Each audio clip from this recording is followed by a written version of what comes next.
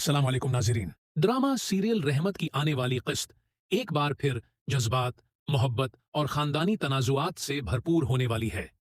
उस बार कहानी में खुशियों के साथ साथ कुछ ऐसे मोड़ भी आने वाले हैं जो सबको हैरान कर देंगे।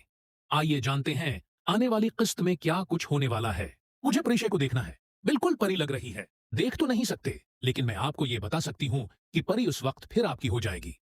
फिर देखते रहिएगा। घूंघट तो उठाओ ना उसका प्लीज। एक दिन की ही तो बात है।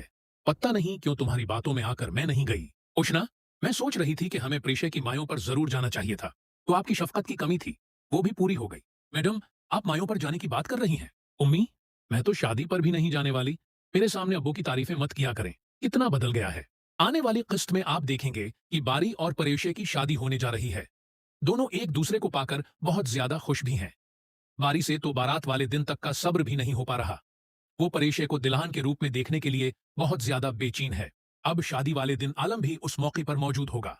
तब जुबैदा को इस बात की बहुत ज्यादा खुशी होगी कि इतने बड़े मौके पर परेशे का बाप वहां मौजूद है, क्योंकि आलम को इस रिश्ते के बारे में देर से बताने पर वो नाराज हो गया था। दूसरी तरफ जहैब की माँ और बहन तो आलिजे के पीछे हाथ धोकर पड़ गई हैं, क्योंकि वो आलिजे को बिल्कुल भी पसंद नहीं करते। अब जहैब की बहन अपनी माँ को मना कर रही है कि वो परीशे की शादी में शिरकत न करे। लेकिन जैसे ही जहैब की बहन अपनी माँ को शादी में जाने से मना करती है, अचानक दरवाजे पर दस्तक होती है। सब लोग हैरानी से एक दूसरे को देखने लगते हैं। जहैब दरवाजा खोलता है तो सामने आलिजे खड़ी होती है। उसकी आंखों में आंसू और चेहरे पर अजीब सी खामोशी होती है।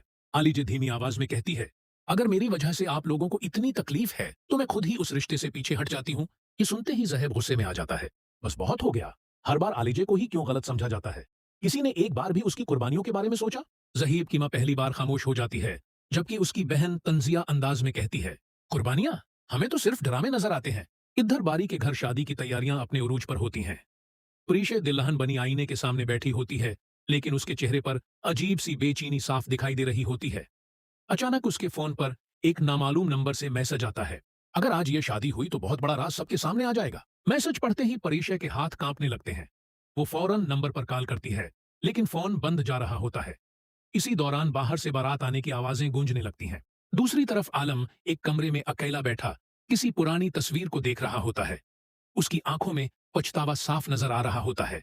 वो आहिस्ता से कहता है, काश मैंने अपनी बेटी को कभी खुद से दूर न किया होता। लेकिन अगले ही लम्हे एक शख्स आकर आलम को एक लिफाफा देता है। आलम जैसे ही लिफाफा खोलता है, उसके चेहरे का रंग उड़ जाता है। लिफाफे के अंदर परेशे की मां की एक पुरानी तस्वीर और एक खत मौजूद होता है, जिसमें लिखा होता है, ये शादी जितनी आसान दिखाई दे रही है, इतनी है नहीं, क्योंकि परेशे के माजी का एक राज अभी